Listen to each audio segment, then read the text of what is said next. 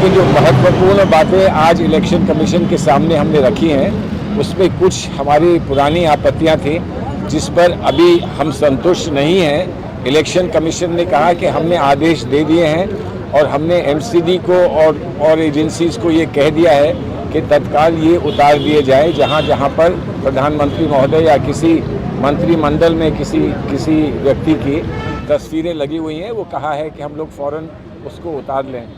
हमने उसके साथ साथ ये भी कहा कि प्रधानमंत्री जी की जहाँ फ़ोटो लगती है वो तो अपनी जगह एक बात है, लेकिन प्रधानमंत्री जी जो कहते हैं भाषणों में कहते हैं उसका हमें बहुत दुख हुआ है। जो उन्होंने बात ये कही है हमारे मैनिफेस्टो के बारे में कि झूठ का पुलंदा है, इसका हमें बड़ा दुख है।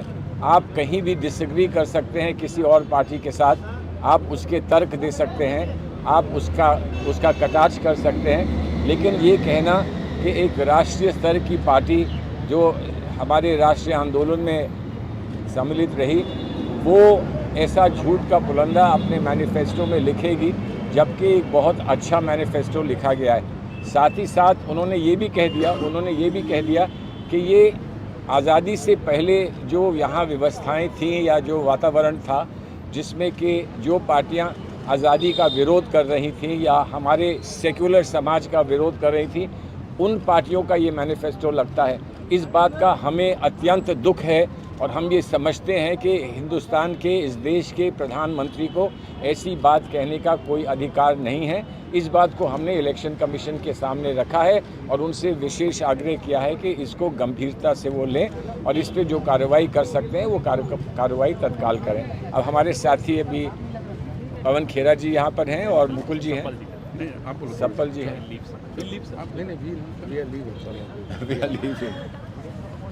हमने चुनाव आयोग के समक्ष एक ऐसी बात भी रखी जो बार बार हम पहले भी उठाते आए हैं कि प्रधानमंत्री के जो सैन्य बलों के साथ कार्यक्रम किए जाते हैं उनकी चित्रों का, उनकी फिल्म्स का दुरुपयोग करना चुनाव के दौरान, जहां प्रधानमंत्री सेना की यूनिफॉर्म में होते हैं या एयरफोर्स की कैप लगाकर प्रचार कर रहे हैं एक तरह से, वो उस पर हमने अपनी बहुत घोर आपत्ति दर्ज कराई, क्योंकि पहले भी हम वो आपत्ति दर्ज करा चुके हैं और पहले चुनाव आयोग की एडवाइजरीज हैं कि यह नहीं किया जा सकता चुनाव के दौरान। तो आज हमने चुनाव आयोग को उनकी अपनी एडवाइजरीज भी स्मरण कराई, ये आप ही की एडवाइजरीज हैं और ये बार बार रिपीट ऑफेंडर है बीजेपी, उस दिशा में भी चुनाव आयोग को कदम उठाने चाहिए। मेरे साथी गुरदीप सप्पल जी आपको बाकी जानकारी भी देंगे। मैं निकल रहा हूँ, जाना है उसके बाद चले जाना। एक जो और मुद्दा आज हमने उठाया, पिछली बार जब हम इलेक्शन कमीशन को मिले थे तो हमने फ्री स्पीच का मुद्दा भी उठाया था और जो डिफेमेटरी पोस्ट है भारतीय जनता पार्टी के हैंडल पर, जो बहुत सारी ऐसी विभाजक कंटेंट वो बना रहे हैं वो उनके हैंडल से पोस्ट हो रही है, उसकी शिकायत की थी।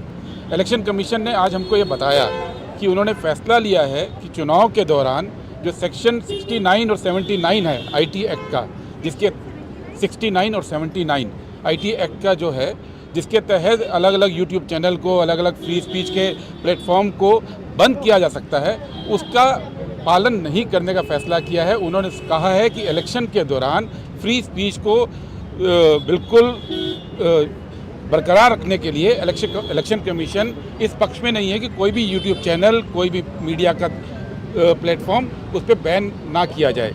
लेकिन हमने उनको ये भी ध्यान दिलाया कि इलेक्शन कमीशन तो ये नहीं करने जा रहा है।